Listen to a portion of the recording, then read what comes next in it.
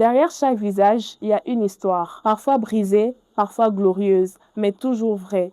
Bienvenue dans La Voix du Vécu, l'émission où les silences prennent la parole. Ici, ce sont les voix ordinaires avec des parcours extraordinaires, avec des expériences inspirantes qui motivent et qui encouragent. Parce qu'une vie racontée peut en rêver une autre. Installez-vous, vivez et vous n'en sortirez pas le même.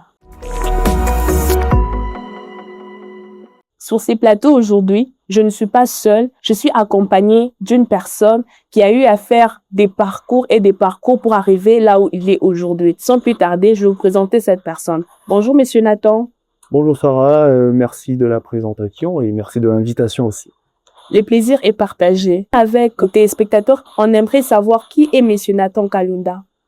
Bon, écoutez, avant de parler de moi, je voudrais dire d'abord merci à vous, Madame Sarah, de l'invitation. Je dis également merci à vous, Production, pour le cadre qui m'a fasciné. Alors, c'est toujours très difficile de parler de soi.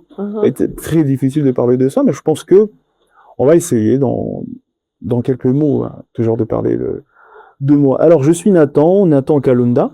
Je suis journaliste, chercheur indépendant, évoluant ici à Lubumbashi, en RDC. Alors, présentement, je suis journaliste HK6 Radio et Télévision.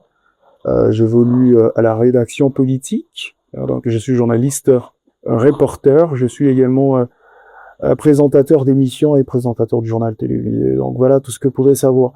Mais je suis tout simplement, parce que après, il ne faudrait pas toujours s'attacher aux illusions, s'attacher à tout ce qui est terrien.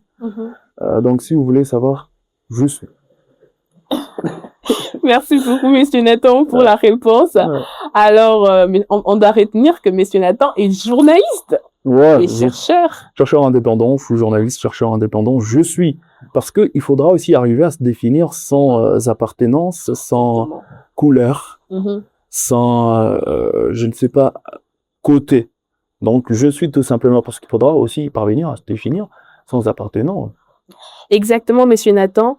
Nous aimerions savoir quels ont été les obstacles que vous avez rencontrés dans votre vie professionnelle, si je peux dire ça comme ça, parce que on sait voir une personne qui a quitté du néant de quelque part et arrivé aujourd'hui journaliste et chercheur, comme vous l'avez dit vous-même, ça a été quand même un parcours.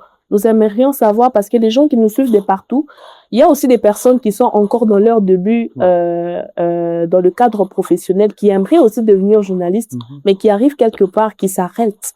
Et vous, quels sont les obstacles que vous avez rencontrés? Comment vous avez fait pour surmonter ces obstacles jusqu'à en arriver là? Voilà, évidemment, je pense que ce qui est important, c'est de définir d'abord un but. Vous voyez, au fond? C'est-à-dire, lorsque vous vous êtes déjà assigné un but, peu importe les obstacles, je pense que vous ne tenez pas aux obstacles, mais vous voyez ce que vous poursuivez. Je pense que c'est ce qui est important ici. Et donc, moi, en tant que journaliste, c'est vrai que ça n'a pas toujours été facile pour nous. Bon, déjà, il faut une formation, il faut étudier. Moi, je fais les lettres à l'université, dans le sens de l'information, de la communication, journaliste de multimédia, tout ça. Vous voyez, donc c'est un long parcours pour arriver à parler à la télévision. D'abord, au début, c'était une passion. J'avais vraiment envie de faire ça.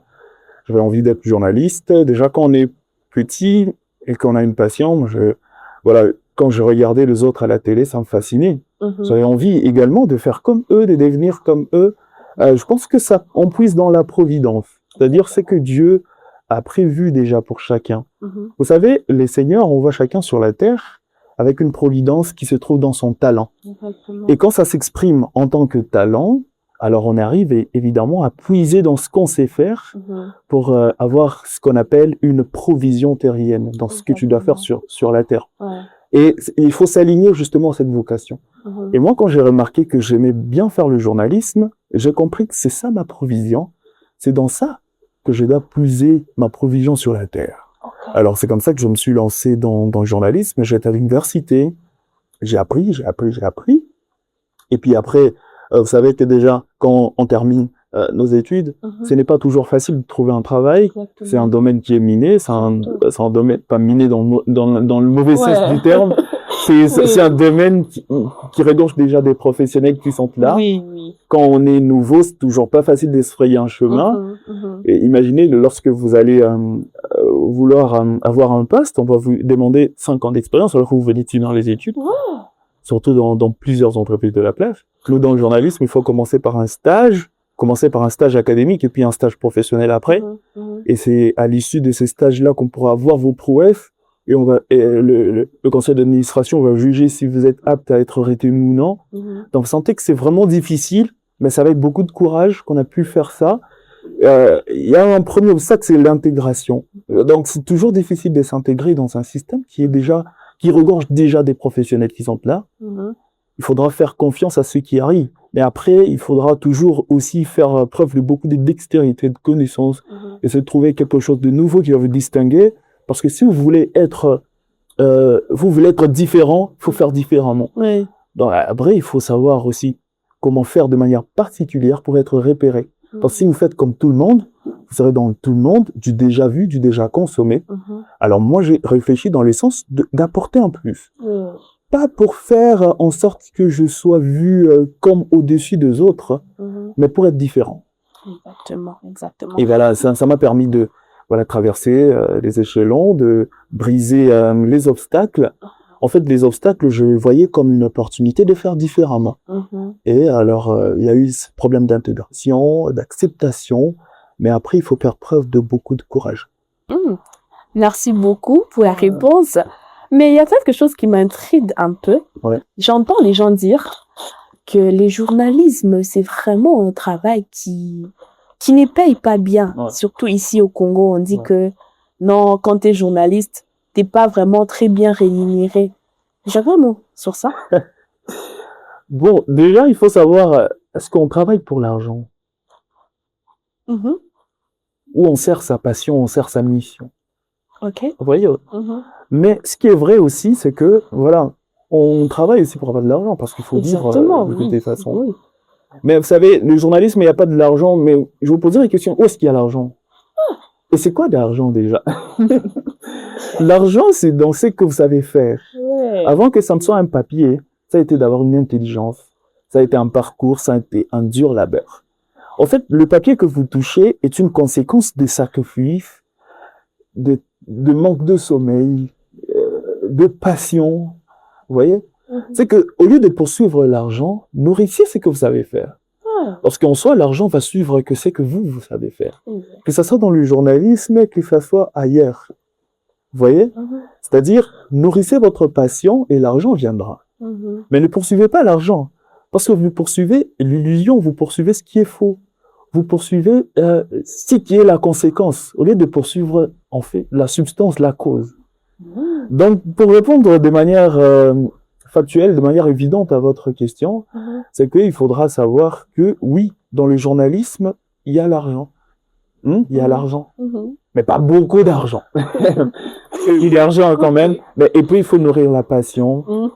Les médias, ça dépend de cadres, ça dépend de où on évolue, ça dépend de circonstances, ça dépend... Voilà, il y a plusieurs facteurs. Mais je n'encourage pas les gens de venir dans le journalisme pour l'argent. Il faut nourrir la passion. Exactement. Parce que c'est dans ce que tu aimes faire que tu trouveras aussi de l'argent. Ouais, quand tu fais bien ton travail, Dieu va te payer d'une autre manière. Oui. Vous voyez, non? Exactement. Ouais. Dieu va te payer d'une autre manière. Quand la Bible dit, vous allez récolter où vous n'avez pas sémé, ça ne veut pas dire que tu n'as pas sémé. Ça veut dire que tu as sémé quelque part, mais Dieu a jugé bon de te faire récolter ailleurs. Oui. C'est comme quand tu fais du bien à quelqu'un et que la personne ne te prend pas à ta juste valeur ou n'est pas reconnaissante. C'est pas dire que le bien que vous avez fourni est vain. Vous allez récolter ailleurs. Peut-être à un autre niveau. C'est comme ça que le journalisme. Vous travaillez, vous nourrissez votre passion. Il y a des circonstances qui feront en sorte que vous soyez payé à votre juste valeur. Merci beaucoup, en tout cas. Cette réponse, elle était vraiment assez intelligente.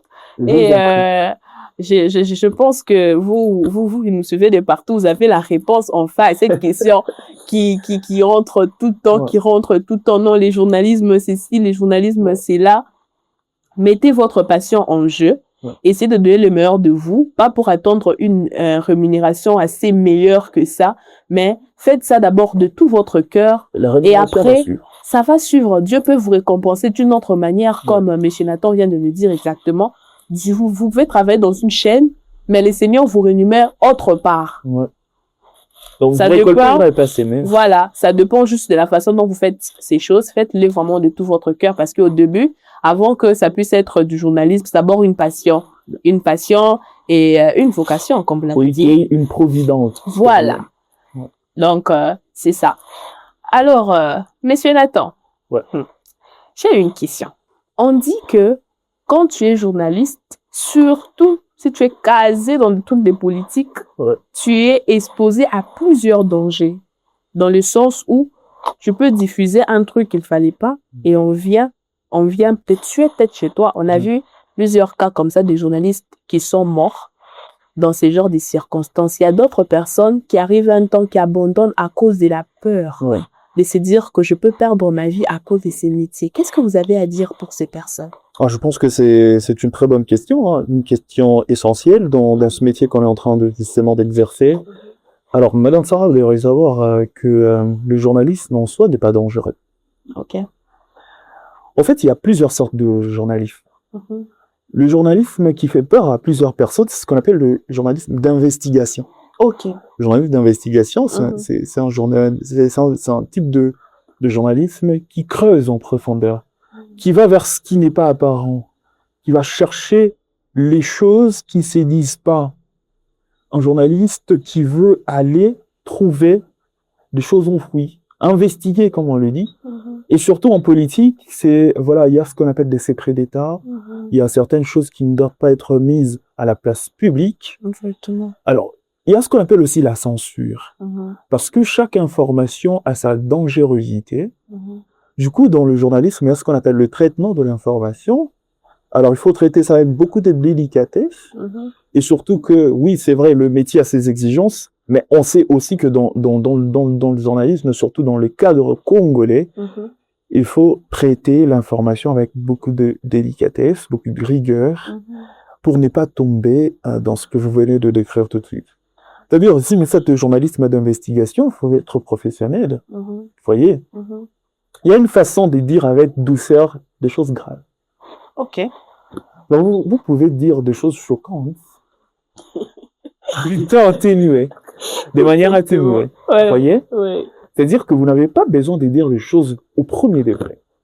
Vous, en tant que journaliste, vous pouvez dire des choses mais tellement dures, mais de manière atténuée. Ça dépend de votre dextérité, ça dépend de votre intelligence, ça dépend de votre capacité à transmettre l'information. Ok. D'accord? Vous pouvez, je donne un exemple. Vous voyez une personne qui n'est pas belle, vous pouvez dire que la personne est moche. Vous voyez? Quand vous dites que tu es moche, hein, ça sonne, c'est flagrant. Ouais, ça fait mal. Vous voyez, non? Mais vous pouvez dire ça d'une autre manière, mais pour dire la même chose. Oui. Non? On va dire, madame, je pense qu'en termes de beauté, vous êtes innocente. On va dire, madame, en termes de beauté, vous êtes vraiment innocente. Okay. C'est-à-dire, vous n'êtes pas concernée. Innocente, ma beauté.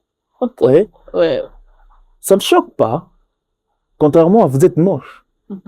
C'est-à-dire, il y a aussi une manière de dire des vérités, mais en toute délicatesse.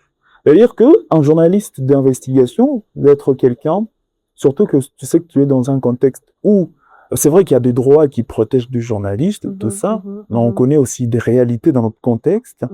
C'est-à-dire qu'il faudra être souple, il faudra être rigoureux, il faudra traiter l'information avec beaucoup de professionnalisme pour parvenir justement à ne pas tomber dans cette peur que vous décrivez tant.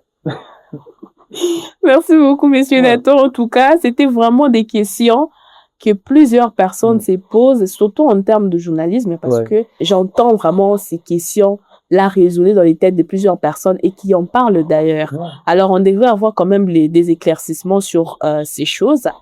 Alors, très chers téléspectateurs, aujourd'hui, c'était avec Monsieur Nathan Kalunda qui nous parlait de son parcours, de comment il a eu à intégrer le monde du journalisme.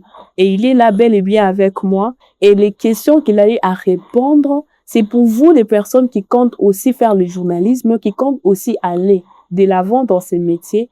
N'ayez pas peur, ne craignez rien. Mettez votre passion en œuvre. Monsieur Nathan, est-ce que quand vous avez commencé vers vos débuts-là, c'était difficile, n'est-ce pas? Ouais. Mais est-ce qu'aujourd'hui, vous regrettez d'être là, maintenant où vous êtes? Bon, si je dis que je suis arrivé, je pense que je mettrai un frein à mon évolution. Oui. Donc, je pense qu'il y a toujours un parcours à faire. Parce qu'on a toujours dit le plus grand ennemi du succès, c'est la satisfaction. Donc, je pense qu'on doit toujours viser au-delà. Mais après, on va aussi dire avec beaucoup d'humilité qu'on a quand même gravi les échelons. Vous voyez? Donc, c'est-à-dire, au début, ça n'a pas été facile. Mais après, on ne regrette pas. On ne regrette pas d'avoir été ici. C'est-à-dire, nous, on a fait un choix, c'est d'informer, d'être journaliste. Bon, après, est-ce qu'on a fait un choix? Je pense que c'est une illusion de choix. Parce que choix a toujours, l'auteur de tout, Dieu, a toujours tout planifié. Alors, nous, on a été appelés à être journalistes. Alors, c'est comme ça qu'on est là. Et qu'on est arrivé à cette dimension, à ce niveau ici. Et on est parvenu à faire ce qu'on a pu faire.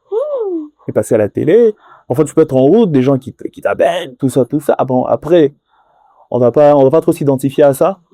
Mais je pense qu'en termes de satisfaction, oui, on ne regrette pas vraiment. Et où nous sommes aujourd'hui en tant que journalistes, je pense en dur labeur. Et c'est aussi, tous ceux qui nous suivent doivent comprendre que tenez à vos rêves. Parce que de toutes les façons, lorsque vous rêvez grand, il y a un niveau où vous allez arriver, vous allez vous rendre compte que j'avais raison de rêver.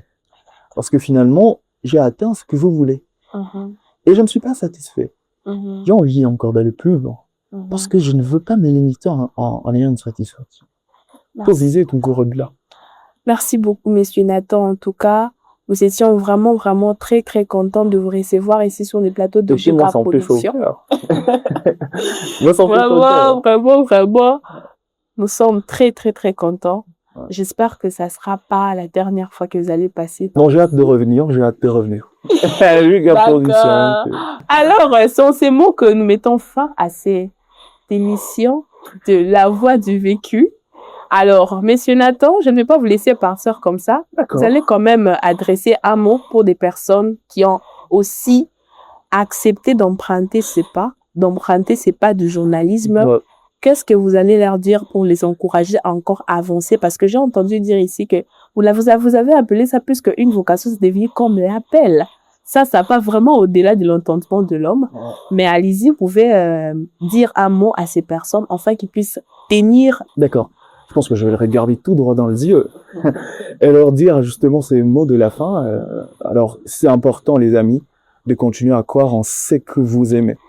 La passion, c'est une providence terrienne que le Seigneur a mis en vous, parce que vous ne pourrez pas être bien ailleurs que dans ce que vous savez faire.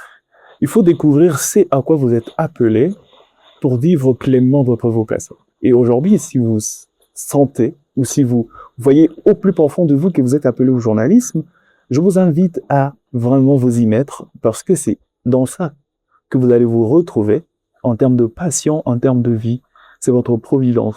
Alors je vous dis carrément de continuer, de persévérer, d'être amoureux de ce que vous faites. Il faut aimer d'abord la chose, mais poursuivez pas l'argent parce que vous serez dans l'illusion. Poursuivez votre passion. C'est votre passion qui va traîner l'argent, la popularité, tout ce qui va avec. Aimez d'abord ce que vous faites. Je vous donne un exemple. Finalement, pour terminer, c'est que si vous aimez, vous adaptez. Vous voyez, Madame Sarah, même quand vous allez dans une boutique et vous trouvez une belle chemise, même si elle est grande, vous la prenez quand même parce que vous voulez l'adapter à votre taille. Certainement. Et vous aussi, aimez le journalisme. Ça va s'adapter à vous et vous allez vous rendre compte que vous allez aimer, mais profondément. Merci, madame. Merci beaucoup. C'était Sarah Son à la présentation. Derrière ces caméras, il y a Juka Production lui-même. Très fort. J'ai envie de dire son nom au complet, mais on le cache parce que c'est l'héros dans l'ombre. Alors, nous prenons rendez-vous pour la prochaine fois avec notre invité que nous allons taire le nom. Nous allons découvrir ensemble de notre prochain invité. Ciao.